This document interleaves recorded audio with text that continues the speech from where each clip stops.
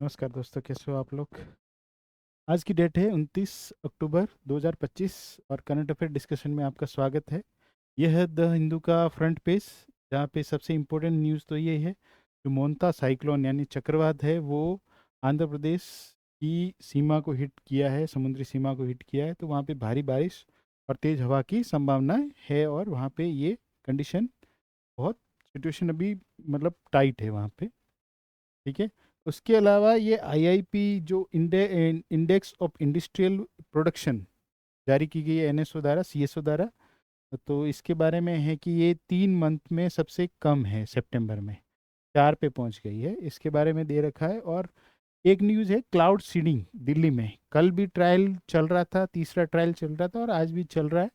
तो ये कितना सफल होता है देखते हैं। और इस साल और क्वेश्चन भी इस पे पूछा गया है, यूपीएससी ने पूछा था कि क्या यूज़ किया जाता है इसके लिए। तो ये क्वेश्चन इस बार बना था, तो ये थोड़ा इम्पोर्टेंट है। ठीक है, एनवायरनमेंट से रिलेटेड भी टॉपिक है तो इम्पोर्टेंट हो जाता है। तो इन 3 न्यूज़ के अलावा आज हम डिस्कस करेंगे 10 क्वेश्चन। शुरू करते हैं अपना पहला क्वेश्चन। हानले डार्क स्काई रिजर्व HDSR निम्नलिखित में से किस भौगोलिक क्षेत्र में या सेटिंग में स्थित है। तो ए ऑप्शन है काराकोरम श्रेणी और पीर पंजाल श्रेणी के बीच में, हिंदू घाटी में जास्कर श्रेणी के दक्षिणी ढलानों पर स्थित है। डी ऑप्शन है कि चांगथांग पठार पर लद्दाख के ट्रांस हिमालयी ठंडे रेगिस्तान का एक हिस्सा है। डी है कि तवांग के पास शिवालिक पहाड़ियों के पूर्वी विस्तार में स्थित है। देखते हैं, ये स्थित है लद्दाख में। ये चांगथांग जो रिजर्व है उसमें स्थित है ये। एक्चुअली में ये वेधशाला ऐसी होती है, डार्क स्काई रिजर्व ऐसा होता है जहाँ पे प्रकाश का प्रदूषण बिल्कुल नहीं होता है, मतलब बहुत स्काई साफ होता है एकदम, आसमान बहुत साफ रहता है। आप वहाँ से आप गैलेक्सीज वगैरह आराम से देख सकते हो, ऑब्जर्व कर सकते हो। तो प्रकाश प्रदूषण और नॉर्मल प्रदूषण भी वहाँ पे नहीं रहता है और आसमान एकदम बादल बादल बिल्कुल साफ होता है आसमान। इसलिए यहाँ से आप यहाँ का ऑब्जर्वेशन कर सकते हो। देखो आप यहाँ से कितना क्लीन आसमान दिख रहा है। तो इस तरह की जो हमारी डार्क स्काई रिजर्व बनाया गया है वो कहाँ पे है, लद्दाख में है। ये लद्दाख के इस एरिया में बनाया गया है, जो बिल्कुल ही लद्दाख का निचले वाला हिस्सा हिमाचल से लगता हुआ है, वहाँ पे बनाया गया है। हानले डार्क स्काई रिजर्व को लद्दाख सरकार ने 2022 में अधिसूचित किया गया था। भारत का पहला अंतर्राष्ट्रीय डार्क स्काई रिजर्व है, भारत का पहला है, जो हानले स्थित भारतीय खगोलीय वेधशाला के आसपास, जो भारत की खगोलीय वेधशाला है उसके आसपास ही स्थित है। जिसका प्रबंधन कौन करता है, DST, department of science and technology के तहत भारतीय खगोल विज्ञान संस्थान आईआईए द्वारा किया जाता है। तो आईआईए और डीएसटी इसका मैनेजमेंट करता है। इसके दो स्तंभ है, एक तो है कि प्रकाश प्रदूषण को कम करना, यहाँ पे प्रकाश प्रदूषण बहुत कम होता है। और एक होता है खगोल पर्यटन को बढ़ावा देना, जो एस्ट्रोनॉमी से रिलेटेड यहाँ पे जो करना चाहते हो आप, ऑब्जर्व करना है आसमान में कुछ भी, तो ये उसके लिए खगोल पर्यटन के लिए फेमस है। आप लद्दाख जाओगे तो वहाँ पे वैसे ही आपको एकदम साफ आसमान वगैरह दिखेगा। ये चांगथांग वन्यजीव अभयारण्य का हिस्सा है, ये इंपॉर्टेंट है। इसकी लोकेशन भी आपको पता करनी है कि चांगथांग वन्यजीव अभयारण्य कहाँ पे स्थित है। तो लद्दाख में स्थित है, 4,500 मीटर की ऊंचाई पर स्थित है तथा बाटले अंधेरा आकाश यानी डार्क स्काई प्रदान करता है। देखते हैं, ये देखो ये उसकी एक्चुअल तस्वीर है वहाँ से। डार्क स्काई रिजर्व होता क्या है, तो एक बॉडी है, international dark sky association IDSA द्वारा इसको परिभाषित किया गया है। कम से कम कितने एरिया में फैला हुआ होना चाहिए, 700 वर्ग स्क्वायर किलोमीटर पे फैला हुआ होना चाहिए, 700 स्क्वायर किलोमीटर में फैला हुआ होना चाहिए। इसमें असाधारण रूप से अंधेरा आकाश, डार्क स्काई होना चाहिए। और क्या होना चाहिए, ये प्रकाश प्रदूषण से मुक्त होना चाहिए। यहाँ पे प्रकाश का प्रदूषण नहीं होना चाहिए, मतलब अदर कोई लाइट नहीं आनी चाहिए। दूसरा है कि कोर वैल्यू की सुरक्षा के लिए एक आसपास का बफर क्षेत्र होना चाहिए, मतलब आसपास के क्षेत्र में सब गतिविधियां कंट्रोल होनी चाहिए। और कम से कम 80% आबादी और क्षेत्र को कवर करने वाली प्रकाश प्रबंधन योजना होनी चाहिए। मतलब प्रकाश प्रबंधन योजना कहाँ पे कौन सा प्रकाश होना चाहिए, मतलब कौन सी लाइटिंग अलाउ है वगैरह, ऐसी प्रबंधन 80% भाग पे ऐसा होना चाहिए। और हर साल वार्षिक रूप से आपको रिपोर्ट किसको देनी है, IDSA को। तो उसको क्या डिक्लेयर करते हैं, डार्क स्काई रिजर्व घोषित करते हैं। तो ये ध्यान रखना है, कुछ फैक्ट है। नेक्स्ट क्वेश्चन है, इसरो द्वारा प्रक्षेपित CMS-03 मिशन की क्या विशेषता है। यह चंद्रमा की परिक्रमा करने वाला भारत का पहला उपग्रह है। बी है कि यह भारतीय धरती से प्रक्षेपित किया गया सबसे भारी संचार उपग्रह है। यह भारतीय वायुसेना को नेविगेशन सेवाएं प्रदान करने वाला पहला उपग्रह है। यह मंगल ग्रह के लिए डिजाइन किया गया भारत का पहला अंतर्ग्रह अन्वेषण यान है। एक्चुअली में अभी हाल ही में श्रीहरिकोटा से इसरो ने लॉन्च किया इसको, CMS-03, एक मल्टी बैंड कम्युनिकेशन सैटेलाइट है। कौन सा सैटेलाइट है, कम्युनिकेशन सैटेलाइट है, जो भारतीय भूभाग सहित एक विस्तृत समुद्री क्षेत्र में सेवाएं प्रदान करता है। खासकर नेवी वगैरह के लिए, जो समुद्री क्षेत्र में है वहाँ के लिए नेविगेशन प्रदान करता है। और इसका और नाम है GSAT-7R के नाम से भी ये जाना जाता है। इसका जो प्रक्षेपण हुआ है मार्क 3 LMV-3 द्वारा किया गया है, जो सबसे हैवी रॉकेट लॉन्चर है। यह भारतीय धरती से भू समकालीन स्थानांतरण यानी GTO जो है ना, GTO कक्षा है ना, यानी कि भू समकालीन स्थानांतरण कक्षा GTO में प्रक्षेपित किया जाने वाला सबसे भारी उपग्रह है। कितना है इसका, 4400 किलोग्राम इसका वजन है, ये सबसे भारी है। मिशन का उद्देश्य क्या है, भारत के अंतरिक्ष आधारित संचार बुनियादी ढांचे को मजबूत करना, नौसैनिक संचार नेटवर्क को मजबूत करना, नेवी के समर्थन करने वाली समुद्री सुरक्षा को बढ़ावा, भारत और आसपास के समुद्री क्षेत्रों में उच्च गुणवत्ता वाली दूरसंचार कवरेज का विस्तार करना। ठीक है, हमारा नेक्स्ट क्वेश्चन है, एशिया प्रशांत आर्थिक सहयोग एपेक के बारे में निम्नलिखित कथनों पर विचार कीजिए। एपेक एशिया प्रशांत देशों के बीच रक्षा सहयोग को बढ़ावा देने के लिए एक क्षेत्रीय सुरक्षा मंच है। यह अपने सदस्यों के बीच बाध्यकारी प्रतिबद्धता एवं संधि के दायित्वों के आधार पर कार्य करता है। और एपेक का सचिवालय कहाँ पे है, सिंगापुर में स्थित है। तो ऊपर दिए गए कथनों में से कितने सही है, केवल एक, केवल दो, तीनों सही है या फिर कोई भी सही नहीं है। देखते हैं एक्चुअली में एपेक ये कब गठित हुआ था, 1989 यानी 1989 में गठित हुआ था। एशिया प्रशांत जो क्षेत्र है ना, वहाँ पे गतिविधियां बहुत बढ़ रही थी, निर्भरता थी एक दूसरे देशों पे। तो ये क्षेत्रीय सुरक्षा संगठन नहीं है, ये क्षेत्रीय आर्थिक मंच है, ये ध्यान रखना। इकोनॉमिक जो फोरम है ये सुरक्षा से इसका कोई लेना देना नहीं है। इसका उद्देश्य था संतुलित, समावेशी, टिकाऊ, नवीन, सुरक्षित विकास को बढ़ावा देना। अब 21 सदस्य अर्थव्यवस्था है, यहाँ पे देशों का यूज नहीं किया गया है, यहाँ पे अर्थव्यवस्थाओं का यूज किया गया है। तो ऑस्ट्रेलिया, ब्रुनेई, कनाडा, चिली, चीन, हांगकांग, देखो देखो यार, चीन भी है, रूस भी है, USA भी है और जापान भी है। तो 21 देश है टोटल, 21 अर्थव्यवस्था है। एक चीज और इसमें देखो, ताइवान भी है और एक और है हांगकांग।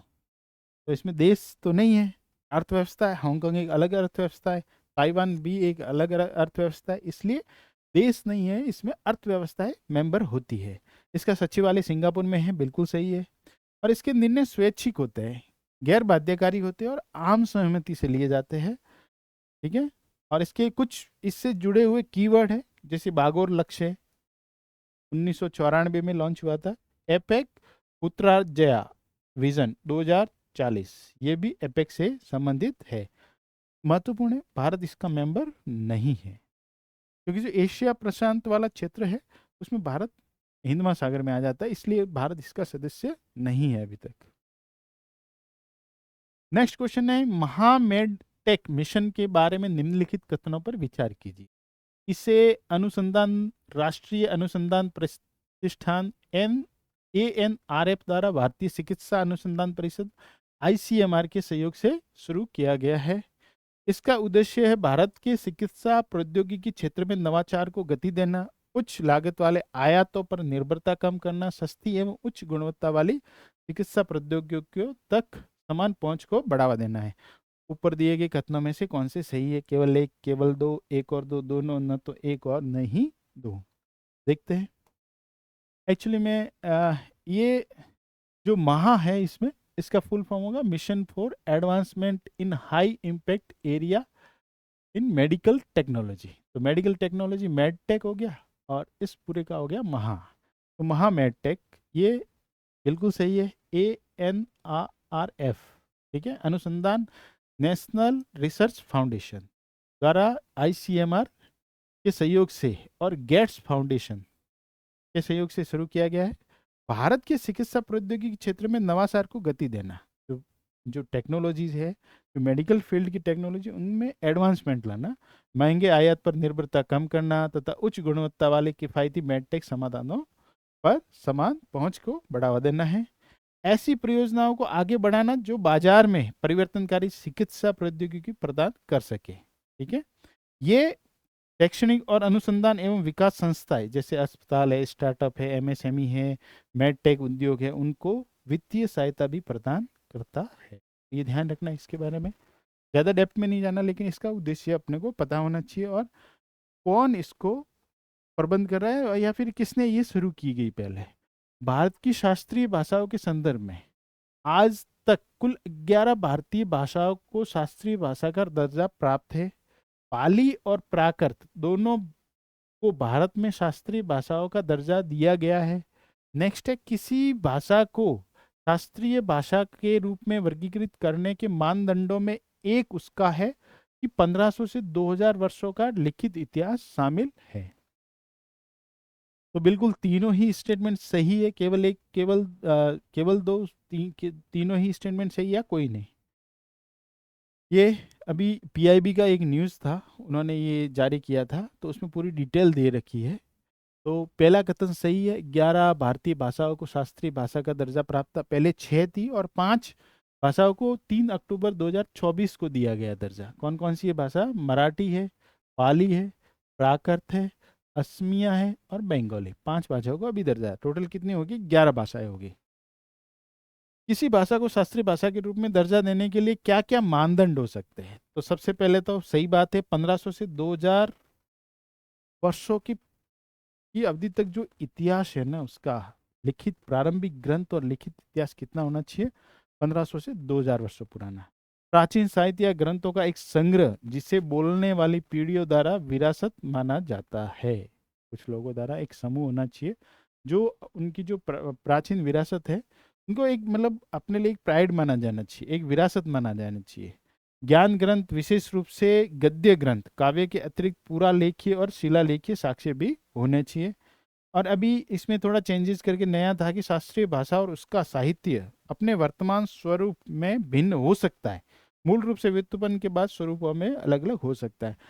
जो उसकी उत्पत्ति हुई थी और आज के टाइम पे वो चेंजेस हो सकते हैं, अलग हो सकते हैं। ऐसा जरूरी नहीं है जो पहले था और आज भी वही होना चाहिए, ऐसा जरूरी नहीं है। जैसे मराठी भाषा में हो सकता है जब उत्पत्ति हुई हो, जो ऐतिहासिक स्रोत है, गद्य ग्रंथ है, तो उसका स्वरूप अलग रहा हो और आज के टाइम पे भी अलग हो सकता है उसका।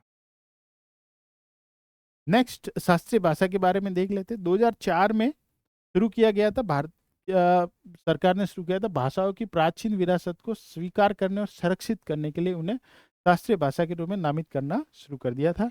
तो 2004 में तमिल भाषा को दिया गया था, फिर 2005 में संस्कृत, 2008 में तेलुगु, 2008 में कन्नड़ा, फिर मलयालम 2013 में, उड़िया को 2014 में दिया गया था। अभी 2024 में 5 भाषाओं को दिया गया है। ठीक है, उससे लाभ क्या क्या हो सकते हैं? जैसे भारत के प्रतिष्ठित विद्वानों के लिए प्रतिवर्ष 2 अंतर्राष्ट्रीय पुरस्कार मिलते हैं। ठीक है, एक होता है शास्त्रीय भाषा में अध्ययन के लिए उत्कृष्टता केंद्रों की स्थापना, और विश्वविद्यालय अनुदान आयोग के अनुरोध है कि वह केंद्रीय विश्वविद्यालयों में शास्त्रीय भाषा को समर्पित व्यावसायिक पीठों का सर्जन करे। तो 3 फायदे भी है इसके, ध्यान रखना। हमारा नेक्स्ट क्वेश्चन है, स्टेबल कॉइन के संदर्भ में निम्नलिखित कथनों पर विचार कीजिए। Stable coin, bitcoin stable coin का सबसे प्रमुख उदाहरण है।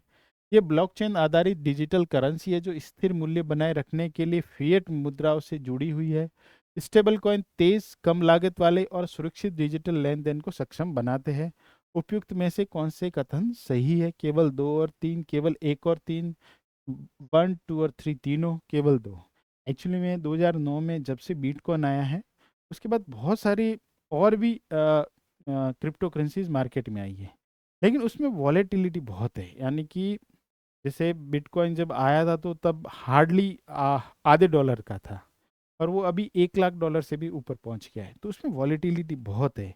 तो इसको रोकने के लिए, इस अनिश्चितता को रोकने के लिए स्टेबल कॉइन करके ऐसी क्रिप्टो करेंसी, एक्चुअली में क्रिप्टो करेंसी बिटकॉइन वगैरह, बिटकॉइन की वॉलिटिलिटी जो अनिश्चितता है वो भले ही ज़्यादा हो, लेकिन उसने अदर जैसे ब्लॉकचेन जैसी टेक्नोलॉजी दी है, तो ब्लॉकचेन का उपयोग कर सकते हैं, जिससे क्या होता है कि एक तो पेमेंट को पूरा ट्रैक कर सकते हैं, ब्लॉकचेन की खास विशेषता रहती है। दूसरा है कि ये जो प्रोसेस होती है ट्रांसफर की, बहुत फास्ट रहती है, ठीक है, और ये हैक नहीं की जा सकती है। तो बहुत सारे इसके बेनिफिट थे। तो इसको अभी क्या किया जा रहा है, स्टेबल कॉइन, यानी स्टेबल कॉइन क्या किया जाएगा, जैसे भारत में एक क्रिप्टो करेंसी लॉन्च की जाएगी और उसका उसको मार्केट पे डिपेंड नहीं होगी, वो फ्रीली, वो क्या करेगा, भारत के जो रुपये का मूल्य है उससे जोड़ देंगे। तो वो रुपया जैसे बढ़ेगा घटेगा, उस हिसाब से उस जो क्रिप्टो करेंसी उसकी वैल्यू भी घटेगी बढ़ेगी। तो जापान ने क्या किया, दुनिया का पहला येन आधारित जो उसकी मुद्रा है, मुद्रा आधारित एक स्टेबल कॉइन लॉन्च किया है। स्टेबल कॉइन होता क्या है, स्टेबल कॉइन एक प्रकार की क्रिप्टो करेंसी है जिसका मूल्य स्थिर मूल्य बनाए रखने के लिए किसी अन्य परिसंपत्ति जैसे फिएट मुद्रा, सोने से जोड़ा जाता है। सिर्फ फिएट मुद्रा के साथ, जैसे रुपये है तो, या सोने के भाव के साथ भी जोड़ा जा सकता है। वे लोकप्रिय क्रिप्टो करेंसी की उच्च अस्थिरता का विकल्प प्रदान करने का प्रयास करते हैं। स्टेबल कॉइन का उपयोग विभिन्न ब्लॉकचेन आधारित वित्तीय सेवाओं में किया जा सकता है, और यहाँ तक कि वस्तु और सेवाओं के भुगतान के लिए भी इसका उपयोग किया जा सकता है। ठीक है, और कौन कौन सी है, ईथर है, ईथर है, एंड यूएसडी कॉइन भी एक तरह के स्टेबल कॉइन है। ध्यान रखना ये। हमारा नेक्स्ट क्वेश्चन है, कोयला गैसीकरण के संदर्भ में निम्नलिखित कथनों पर विचार कीजिए। यह कोयले से हाइड्रोजन, मेथेनॉल, सिंथेटिक ईंधन के उत्पादन की अनुमति देता है। CO2 उत्सर्जन को कम करने के लिए इसे कार्बन कैप्चर और स्टोरेज CCS तकनीक के साथ एकीकृत किया जा सकता है। यह मुख्यतः कम तापमान दबाव पर संचालित होने वाली एक जैविक प्रक्रिया है। निम्न उपयुक्त में से कौन सा कथन सही है? केवल 1 और 2, 2 और 3, 1 और 3, 1, 2 और 3। आप अपना आंसर थोड़ी बार देर स्टॉप करके सोच सकते हो, उसके बाद आप फिर से इसको देख सकते हैं इसका आंसर। ये देखो, ये पूरा प्रोसेस है कोयला गैसिफिकेशन। कोयला गैसिफिकेशन यानी नॉर्मल कोयला जलाते हैं तो वहाँ पे क्या अपशिष्ट बहुत पैदा होता है। तो उसमें क्या होता है, पहले से ही आप अपशिष्ट को दूर कर लो, और उसको जहाँ पे भी आपको लेके जाना है वहाँ पे उसको अलग कर लो, और जो ऊर्जा, ये जो सीन गैस बनती है, सिंथेटिक गैस बनती है, उसको अलग कर लो। तो डायरेक्ट वो फिर कहीं भी काम आ सकती है, ट्रांसपोर्ट करने में भी इजी हो जाती है। इसलिए कोयला गैसीकरण को बढ़ावा दिया जा रहा है। सरकार ने भूमिगत कोयला गैसीकरण के लिए मसौदा दिशा निर्देश जारी किया, इसलिए ये न्यूज में है। कोयला गैसीकरण क्या होता है, एक ताप रासायनिक प्रक्रिया है। ये जैविक रासायनिक क्रिया नहीं है। ये कौन सी है, ताप रासायनिक प्रक्रिया है, जो कोयले को सिंथेटिक गैस में परिवर्तन करती है, जिसमें कार्बन मोनोऑक्साइड होता है, हाइड्रोजन होती है, CO2 होता है, CH4 होता है, और अन्य गैसें भी मिश्रण शामिल होता है। ये उच्च तापमान और दबाव पर आंशिक ऑक्सीकरण शामिल होता है, जिसे अक्सर CO2 उत्सर्जन को कम करने के लिए कार्बन कैप्चर और भंडारण प्रौद्योगिकी के साथ एकीकृत किया जाता है। यह कोयले के स्वच्छ उपयोग को सक्षम बनाता है तथा विद्युत उत्पादन के लिए synthetic gas, methanol, ammonia, urea, तरल ईंधन का उत्पादन करता है।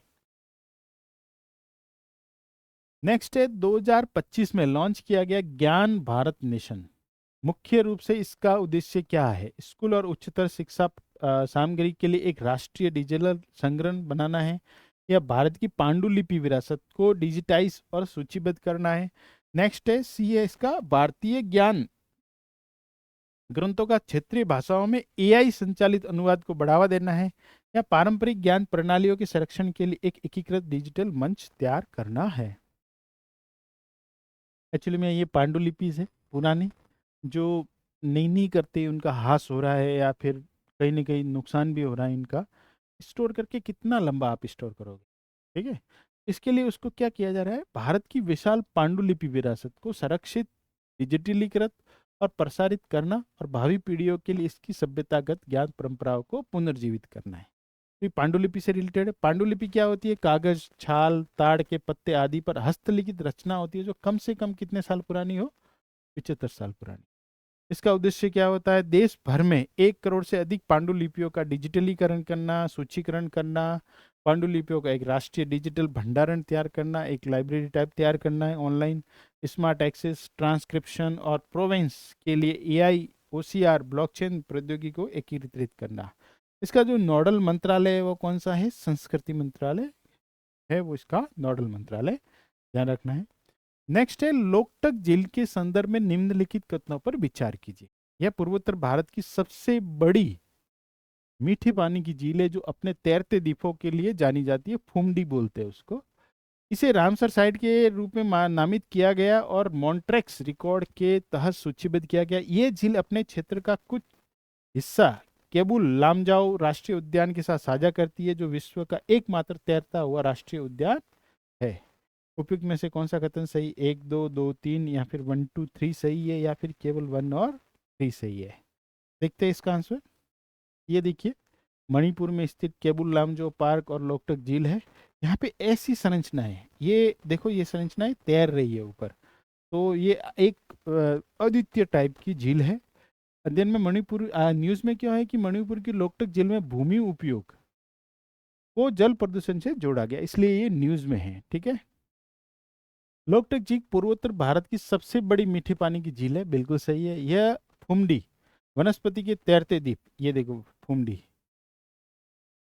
के लिए प्रसिद्ध है। 1990 में रामसर साइट डिक्लेयर किया गया था इसको, और इसको पारिस्थितिक समस्याओं के कारण 1993 में मॉन्ट्रेक्स रिकॉर्ड के तहत सूचीबद्ध है। मॉन्ट्रेक्स रिकॉर्ड में वो आर्द्र भूमियां होती है जिनके संरक्षण का खतरा ज़्यादा हो। तो भारत से 3 थी मॉन्ट्रेक्स रिकॉर्ड में, केवला देवी नेशनल पार्क और चिल्का झील, और एक थी ये लोकटक झील। उसमें से चिल्का झील का जो वहाँ पे संरक्षण के लिए अच्छे एफर्ट किए, तो उसको फिर वहाँ से मॉन्ट्रेक्स रिकॉर्ड से हटा दिया गया था। अभी भारत के 2 जो आर्द्र भूमि है वो मॉन्ट्रेक्स रिकॉर्ड में है। तो केबुल लैमजाओ राष्ट्रीय उद्यान के बारे में देख लेते हैं। ये मणिपुर के बिष्णुपुर जिले का दक्षिणी भाग और थौबल जिले का पूर्वी भाग में स्थित है। 1954 में वन्यजीव अभ्यारण्य डिक्लेयर किया था और 1977 में राष्ट्रीय उद्यान घोषित किया गया था। यह दुनिया का एकमात्र तैरता हुआ पार्क है। यहाँ पे सबसे फेमस जीव जंतु है वो बहुत सींग वाला हिरण, जिसे संगई हिरण भी बोलते हैं। हॉग डियर हिरण भी हो सकता है, उदबिलाव भी है वहाँ पे। देखते हैं डांसिंग डियर के बारे में, देखते हैं। ये देखो डांसिंग डियर है और इसके यहाँ पे सींग निकला हुआ है, ये भौं पे ही, इसलिए इसको भौ ये बहुत सींग वाला हिरण भी बोला जाता है, ठीक है। एल्ड हिरण की उप प्रजाति है जो मणिपुर में स्थानिक है, मणिपुर में पाया जाता है। इसका मणिपुर के लिए अत्यधिक सांस्कृतिक महत्व भी है। वितरण, ये केवल केबुल लेमजाओ राष्ट्रीय उद्यान में ही पाया जाता है। ये मध्यम आकार का हिरण है, सींग विशिष्ट होते हैं, बहुत लंबी भौं होती है जो मुख्य किरण की तरह बनती है। आगे की ओर निकला हुआ हिरण भौं से बाहर निकलता हुआ प्रतीत होता है, ये देखो यहाँ पे प्रतीत होता है, इसलिए इसे बहुत सींग वाला हिरण भी कहते हैं। और ये जब चलता है ना, तो ऐसे वो जो फुमड़ी के ऊपर वगैरह चलता है तो ऐसे डांसिंग टाइप, मतलब जैसे डांस कर रहा हो वैसे लगता है, इसलिए इसको डांसिंग डियर भी बोलते हैं। और इसकी स्थिति क्रिटिकली एंडेंजर्ड है, आईयूसीएन स्टेटस इसका है क्रिटिकली एंडेंजर्ड। और ये WPA वन्यजीव संरक्षण एक्ट में इसकी अनुसूची 1 में सबसे ज़्यादा सुरक्षित इसको वहाँ पे रखा गया है। नेक्स्ट है, कुंदा नदी के बारे में निम्नलिखित कथनों पर विचार कीजिए। यह मानस बायोस्फीयर रिजर्व से होकर बहती है। यह ब्रह्मपुत्र नदी की एक सहायक नदी है। ऊपर दिए गए कथनों में से कौन सा सही है? केवल एक, केवल दो, एक और दो दोनों, न तो एक और नहीं दोनों। एक्चुअली कुंदा नदी इसलिए न्यूज़ में थी कि भी वेस्टर्न घाट को, आपको भी पता है, एक आईयूसीएन की आउटलुक रिपोर्ट आई थी वैश्विक धरोहर की, तो उसमें पश्चिमी घाट को शामिल किया गया है। सुंदरबन के साथ, मानस के साथ पश्चिमी घाट को शामिल किया गया, इसलिए ये न्यूज़ में थी। तो पहला, कुंदा नदी नीलगिरी बायोस्फीयर रिजर्व से होके बहती है, बिल्कुल ही नॉर्थ ईस्ट में तो है ही नहीं, ये कहाँ पे है? नीलगिरी में है। यह भवानी नदी की एक सहायक नदी है। और ये भवानी नदी किसकी सहायक नदी है? भवानी किसकी सहायक है? कावेरी नदी की सहायक नदी है। तो हम थोड़ा कावेरी नदी की प्रणाली को देख लेते हैं। तो कावेरी जो मेन रिवर है वो कहाँ से निकलती है? ब्रह्मगिरी की कोडागु जिले में ताल कावेरी करके प्लेस है, वहां से ये उद्गम होता है इसका, कावेरी नदी का। और ये 800 किलोमीटर बहती है। और ये कर्नाटक और तमिलनाडु से होके बहती है। और इसमें विवाद भी चलता रहता है पानी बंटवारे को लेके। ये देखो यहाँ से शुरू हुई है, ये तमिलनाडु में प्रवेश करेगी और यहाँ से फिर ये कहाँ चली गई? बंगाल की खाड़ी में गिर गई। सहायक नदियाँ कौन कौन सी है? ये देखो, हरंगी नदी है, हेमवती नदी है, लक्ष्मण तीर्थ है, भवानी है, अमरावती है, काबिनी है, नौयाल नदी है, अर्कावती है, शिमशा है, कावेरी पुष्करम नदी है। जो इसकी सहायक नदियां हैं। इस पे दो बांध बने हुए, कृष्ण सागर बांध है, कृष्ण राज सागर बांध कावेरी पे, और मेट्टूर बांध। ठीक है, तो ये फैक्ट ध्यान रखना है अच्छे से। थैंक यू, आज के लिए इतना ही है। इस से संबंधित जो पीडीएफ है वो आपको हमारे यूट्यूब चैनल के नीचे जो डिस्क्रिप्शन में लिंक दे रखा है, वहाँ से आप टेलीग्राम चैनल पे जाओगे तो वहाँ पे आपको ये मिल जाएगी। थैंक यू, धन्यवाद।